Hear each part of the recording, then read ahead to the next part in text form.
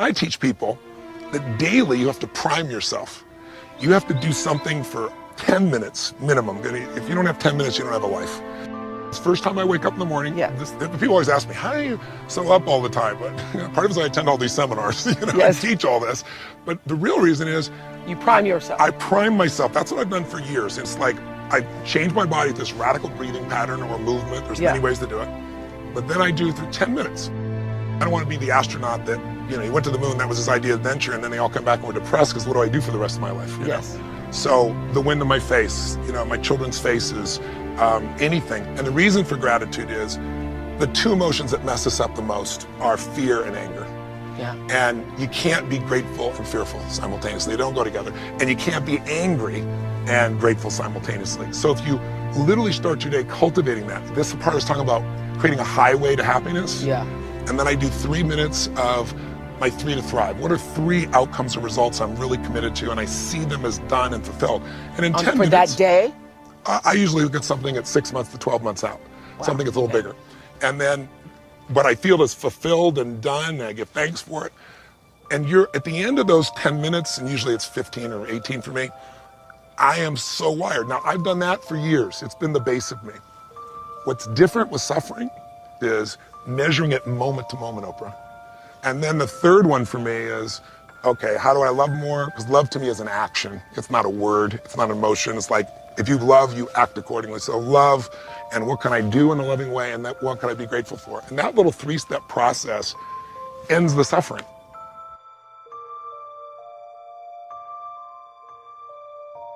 Almost everything you do from the time you get up in the morning is habit. So start to think about yourself as what would be the best habits to have. Now, I have written a book called $1 Million Habits. It has 12 chapters, 12 critical areas of life. And in each chapter, there's 20 or 30 habits. So let me give you some of the best. Number 1, develop the habit of daily goal setting and goal orientation. What does this mean?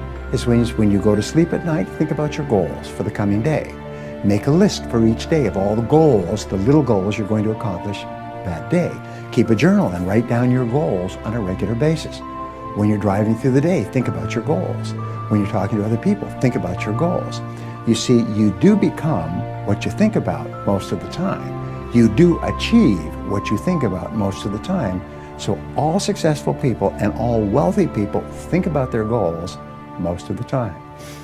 Second of all, be results-oriented. Now, results-oriented people are always thinking of the most important things that they can do right now to achieve their most important results. Successful people make a list of everything they have to do, and before they start working, they set priorities on the list. Here's a great way to become result-oriented. Actually, it's life-changing. Ask yourself, once you have your list for the day, if I could only do one thing on this list before I was called out of town for a month, what one activity would I want to be sure to get completed? And put a circle around that and start on that activity immediately, first thing, and then discipline yourself to work nonstop until you complete that one activity. This simple technique has taken people from rags to riches all over the world for at least 100 years. Pick your most important task and start on it immediately, and then discipline yourself to stay with it until it's complete. Another habit that you can establish is to become people-oriented. Recognize that everything that you achieve in life is going to be with the help or support or cooperation of other people. So always think, what is it that other people want and need from me? How can I help other people so they'll want to help me back? If you're in sales, top salespeople think about their customers all the time. They think about who their customers are and what their customers want and how they can help them the most and how they can help them even more today. In their relationships, successful people are very focused on the most important people in their worlds, both personal and in business. Another habit you can have is to stay health-oriented. Think about your health most of the time. Think about eating less food and better food. Think about daily exercise. Think about getting lots of rest. Remember, to be successful in our competitive world, you need a lot of energy.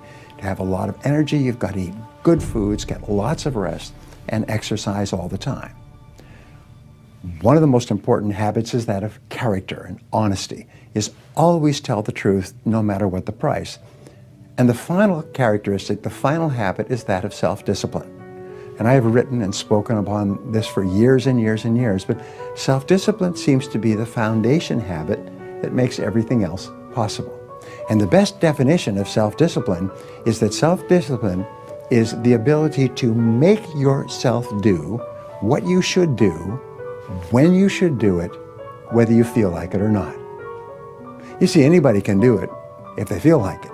It's when you don't feel like it and you do it anyway that you eventually develop the self-discipline that makes everything else possible. If you learn to give, you will what? Receive. Maybe not in the manner in which you gave, maybe not in like kind. Someone will save energy for you because you saved energy for them. But in some mysterious ways, it always comes back to us. If you give, you will receive. In fact, here's what it says, that for the uneducated is a little bit strange. It says it's better to give than it is to receive. Now see, if you didn't understand, you would say, that doesn't quite make sense. Surely it would be better to receive than to give, and the answer is no. It is much better to give than to receive. And here's why. It's what we call having intelligent self-interest. Nothing wrong with self-interest as long as you do it the intelligent way. Here's the key. Giving, it's better to give than it is to receive because giving starts the receiving process. So to act intelligently in your own self-interest, which is good, it's much better to give than it is to receive. Because if all you do is receive, that may be very limited. But if you give, and giving starts the receiving process coming your way from unknown resources and from unknown places, back it comes around to you because you became a giver. That's one of the unique mysteries of life. We give to receive, and it's better to give than it is to receive. So that's what Mama said, turn out the lights, make a contribution. Why not make the easy ones? Here's what else. We talked about it at our lunch break today to those who were there. It raises your self-esteem, plus your self-respect, that you do things that the average person doesn't do. Maybe if they were taught, they would. Maybe if somebody mentioned it, they would. But it's easy for most everybody to just go on their way, and if they're not interrupted by a good idea that says, hey, it's so easy to make a contribution, this one would be easy. Turn out the lights when you leave the hotel room and make a contribution. That's interesting. Next is the phrase, in terms of environment, always leave something better than you found it. I talked to a man one time who rented out a long list of apartments. And he said, Mr. Owen, you wouldn't believe it, but when somebody rents an apartment, they usually leave it worse than when they rented it. I said, you've got to be kidding. He said, no. A high percentage of people leave it trashed. If they stay 6 months or stay 1 year, they leave it trashed. Not just not better, but trashed. I said, that's impossible. Why would anyone do that? Mama said to me, no, leave it what? Better than you found it. See, that's just a commitment to your own self-esteem. And why not do it if it makes a contribution to your self-esteem? It's called intelligent self-interest. Intelligent self-interest. Self-interest says, I wish to be ruler over many. And intelligent self-interest says, I understand how to do that. Be faithful when the amounts are small. If you'll take care of the few, we will someday give you a position of very high importance over many. But if you don't be disciplined when the amounts are small, why would we trust you when the amounts are large? Brian mentioned that earlier. Why would life give you a fortune to manage if you couldn't manage the gifts of a few? Interesting philosophy to consider, okay? your own self-interest, leave the contribution.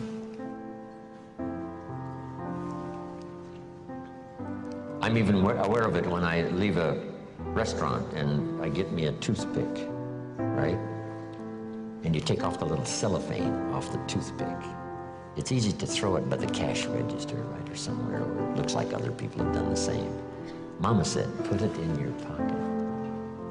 Somebody says, wow, a little piece of cellophane, what difference does it make? It doesn't make that much difference, only in your self-respect.